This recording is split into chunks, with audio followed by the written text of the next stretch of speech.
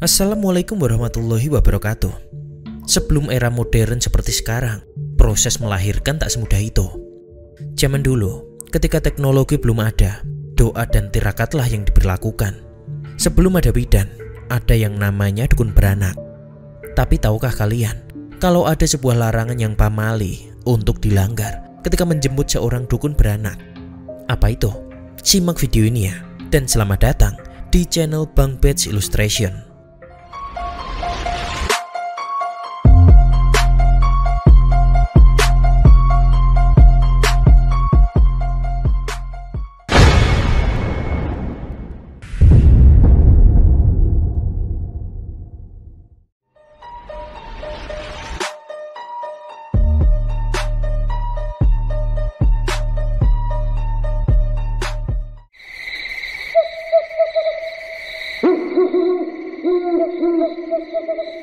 Suara burung hantu menghiasi sunyinya malam hari. Jam sudah menunjukkan pukul 1 dini hari. Sunyi sekali malam itu. Terdengar pula suara gonggongan anjing, menambah seramnya suasana malam itu. "Kang, bangun Kang," ucap seorang istri yang membangunkan suaminya di tempat tidurnya. "Iya, kenapa Dek?" ucap si suami yang baru bangun. "Sepertinya saya mau ngelahirin Kang. Perut saya sakit sekali," ucap si istri. "Hah? Oke, Akang jemput dukun beranak dulu ya Dek. Adik yang tenang ya," ucap si suami bergegas bangun dari tidurnya. Si suami pun mengambil jaket yang menggantung di belakang pintu, dan tanpa berpikir panjang, dia langsung membuka pintu rumah dan pergi untuk menjemput dukun beranak dengan mengayuh sepeda ontel tuanya. Gonggongan anjing liar terdengar jelas dan membuat bulu kuduk suami berdiri, tapi tak menghalangi niatnya untuk menjemput si dukun beranak. Suara burung hantu seakan mengikuti perjalanan, dan kurang lebih setengah jam perjalanan untuk sampai di rumah si dukun beranak. Langit malam tidak seterang biasanya. Bulan dan bintang yang biasanya menghiasi semesta di malam hari, malam itu tidak ada satupun yang bersinar. Gelap gulita dan sunyi sekali malam itu. Hanya ditemani suara hewan dan senter yang dia bawa untuk penerangan jalan. Kurang lebih 100 meter jarak ke rumah si dukun beranak. Di samping kebun terdengar suara cekikikan perempuan. Terdengar samar suara cekikikan perempuan. Lelaki itu berhenti sejenak menghentikan kayuhan sepeda ontel tuanya. Ia pun mengarahkan senternya ke segala arah. Setiap sudut kebun, atas pohon dan bawah pohon yang besar serta tinggi-tinggi dia soroti dengan senternya. Namun tidak ada yang menampakkan diri, hanya suaranya saja yang terdengar samar. Lalu lelaki itu bergegas melanjutkan perjalanan, dan tak jauh dari rumah si dukun beranak, sekitar 30 meter, dia melihat seorang perempuan tua yang berjalan sambil membawa tas pinggang yang cukup besar. Lelaki itu lantas berhenti, lalu menyorotnya dengan lampu senter. Dan ternyata yang berjalan ke arahnya adalah si dukun beranak. Karena lelaki itu mengenalnya, dia pun bergegas mendekati. "Kebetulan Mak, tolong bantu proses persalinan istri saya. Sepertinya sekarang dia mau melahirkan," ucap si lelaki bahagia karena tidak harus ke rumahnya dulu untuk meminta bantuan persalinan. Ma adalah sebutan nama perempuan. Hanya anggukan kepala dan berucap sepatah kata. "Ayo, cepat ke rumahmu," ucap si perempuan tua. Dia memberikan tas yang dibawanya sambil mengeluarkan senyuman yang manis dari bibirnya. Lelaki itu pun memutarbalikkan sepeda ontelnya, dan kini sepeda itu tak lagi dikayuh, melainkan dituntun. Mereka berdua berjalan kaki sambil menuntun si sepeda. Suara aungan anjing liar dan juga burung hantu sangat riuh menemani perjalanan mereka berdua di saat melewati beberapa kebun sebelum sampai ke rumah lelaki itu yang istrinya mau melahirkan. "Kok serem banget ya Ma? Saya yang suka keluar malam kok jarang sekali ngerasain hal mencekam kayak gini," ucap si lelaki sambil membuka pembicaraan di tengah perjalanan agar suasana tak terlalu horor. Perempuan itu tak menjawab, tapi menghentikan langkah kakinya dan menatap lelaki itu sambil mengeluarkan senyuman menakutkan. "His, Udah tahu lagi takut malah tambah ditakutin, ucap si lelaki saat melihat Sima yang tersenyum lebar. Ma, tadi mau berangkat kemana? Ada yang manggil juga buat datang. Kenapa nggak dijemput? Kok jalan sendiri? Ucap si pria yang bertanya lagi. Sudah, jangan banyak tanya. Jalan cepat saja. Istrimu sebentar lagi melahirkan, jawab si perempuan tua setengah marah. Dan mereka berdua pun mulai berjalan dengan cepat agar segera sampai di rumah. Singkat cerita, sampailah mereka di rumah si pria. Terdengar suara jeritan perempuan dari dalam rumah. Kang, kamu di mana, Kang? Jeritan si perempuan itu terdengar terus menyebut nama suaminya. Tidak ada tetangga ataupun saudara yang menemani. Jarak rumah yang cukup berjauhan membuat teriakan perempuan itu tidak terdengar. Dan ini adalah anak pertamanya. Iya dek, ini Akang di depan rumah sama dukun beranak, teriak si suami dari depan, menjawab jeritan sang istri yang mau melahirkan. Kamu siapkan air panas, jangan ikut ke dalam, ucap si perempuan tua di depan kamar. Lelaki itu menurut dan pergi ke dapur untuk menyalakan perapian sekaligus menyiapkan air panas. Kamu yang kuat ya dek, Akang nyiapin air panas dulu di dapur, teriak si suaminya di depan kamar. Perempuan tua itu pun masuk ke dalam kamar lalu menutup dan mengunci pintu kamarnya. Tak berselang lama, terdengar suara tangisan bayi.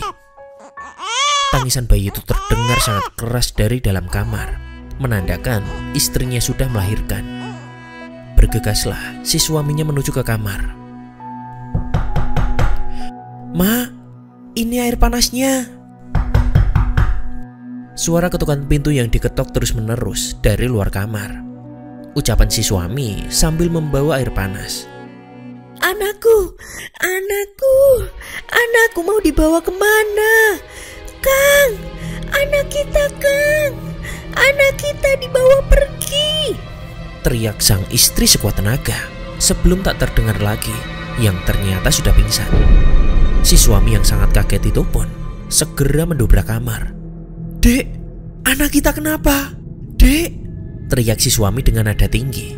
Karena tak lagi mendengar jawaban, ia pun membuka pintu itu dengan paksa. Pintu kamar yang terbuat dari triplek pun terbuka. Betapa kaget suaminya melihat sang istri yang sudah tak sadarkan diri di atas ranjang dan banyak darah di sana. Kamu kenapa, Dek? Bangun, anak kita mana? Ucap si suami dengan panik serta membangunkan istrinya yang pingsan. Anak kita dibawa terbang perempuan tua yang Akang bawa lewat jendela, ucap si istri yang tersadar sesaat dan kemudian pingsan lagi. Seketika si suami langsung melihat ke arah jendela yang ternyata jendelanya telah terbuka. Dia bergegas keluar rumah dan berteriak sekuat tenaga. Tolong, tolong, anak saya hilang, tolong. Teriakan si suami terus menerus sekuat tenaga. Tak membutuhkan waktu lama, banyak warga yang berdatangan. Meskipun jarak rumah mereka berjauhan, namun karena teriakan yang keras membangunkan banyak warga. Ada apa? Kenapa teriak minta tolong? Apa yang harus ditolong? Ucap salah satu warga yang datang. Anak saya hilang, Pak. Dibawa terbang dukun beranak yang bantu proses persalinan, jelas singkat si suami. Hah? Hilang? Terbang? Jawab si warga seakan tak percaya. Lihat saja ke dalam. Anak saya sudah hilang dibawa dukun beranak lewat jendela, jelas si suami yang semakin panik. Banyak warga yang masuk ke dalam rumah untuk melihat kondisi si istri, dan warga pun langsung percaya. Kini semua warga keluar rumah dan mencari si dukun beranak yang katanya membawa terbang bayi yang baru dilahirkan. Sementara warga perempuan datang untuk membantu istrinya untuk membersihkan bekas darah persalinan. Salah satu warga ada yang mengajak ke rumah si dukun beranak saat itu juga. Tak membutuhkan waktu lama, semua warga yang mencari bayi sampai di rumah dukun beranak pun tiba. Keluar kamu, dukun pencuri bayi, teriakan riuh dari luar rumah oleh warga. Ada apa ini? Ucap suami dukun beranak keluar rumah sambil mendatangi warga yang berteriak-teriak. Jangan pura-pura nggak tahu. Mana anak saya yang telah dicuri istrimu? Ucap sang suami yang ikut datang ke rumah si dukun beranak. Mencuri anak? Maksudmu apa? Istri saya sejak tadi sore dijemput sama tetangga buat bantu melahirkan. Sekarang saja belum pulang kok. Di sana rumahnya. Kalau nggak percaya, sekarang kita semua ke sana. Mana mungkin istri saya melakukan hal sekeji itu? Jelas suami si dukun beranak. Mendengar itu, warga pun berbondong-bondong ke rumah yang sedang melakukan proses persalinan oleh si dukun beranak, yang disangka telah mencuri bayi yang baru saja dilahirkan. Betapa kagetnya warga dan juga lelaki yang kehilangan anaknya, karena ternyata benar si dukun beranak tengah membantu proses persalinan. Dan diyakinkan oleh keluarga yang sedang dibantu persalinannya juga kalau dukun beranak itu sudah berada di sana semenjak sore dan tidak keluar rumah. Keluarga dan warga yang marah pun kebingungan melihat si dukun beranak ada di situ. Mas, kamu jemput si dukun bayi sama siapa? Tanya salah satu warga. Sendiri, Pak. Soalnya saya tadi panik, jadinya buru-buru. Jawab si suami. Astaga, pamali tuh mas. Ucap si warga. Sudah, begini saja. Sekarang kita bangunkan warga yang lain. Kita cari ke dalam hutan. Ucap salah satu warga yang lebih tua. Berbondong-bondong warga pun masuk ke dalam hutan dekat desa. Dengan senter dan sabit, mereka terus masuk dan mencari si bayi. Sempat beberapa kali terdengar suara tangisan bayi, namun ketika didatangi, malah terdengar semakin menjauh dan hilang. Banyaknya binatang buas juga membuat warga yang mencari tak berani untuk masuk lebih dalam ke dalam hutan. Akhirnya, mereka semua memutuskan untuk menghentikan pencarian dan memulai lagi keesokan harinya. Si suami masih tak bisa tidur dari semalam, karena kata istrinya, si nenek berubah mengerikan setelah bayinya lahir. Langsung dia ambil bayi itu sambil tertawa ngeri, kemudian terbang lewat jendela. Beberapa warga menduga kalau itu adalah ulah kolong wewe yang memang keberadaannya masih cukup banyak dipercayai di daerah itu. Mengetahui ini berhubungan dengan hal gaib, beberapa pemuka agama pun dipanggil untuk membantu proses pencarian. Selama beberapa malam, doa dan pengajian bersama selalu dilaksanakan untuk memohon agar si bayi segera dikembalikan. Namun, hal baik belum juga datang. Karena merasa buntu, si suami beralih memanggil beberapa orang pintar. Ritual seperti berkeliling desa sambil menabuh peralatan dapur, mencari dengan ritual yang memakai ari-ari si bayi, hingga beberapa ritual aneh dilakukan, namun tetap saja tidak membuahkan hasil. Dari sini, mulailah ada sebuah larangan untuk tidak menjemput seorang dukun bayi seorang diri. Dan dukun bayi juga tidak akan mau berangkat apabila yang menjemput hanya satu orang. Karena memang pernah ada sebuah kejadian juga.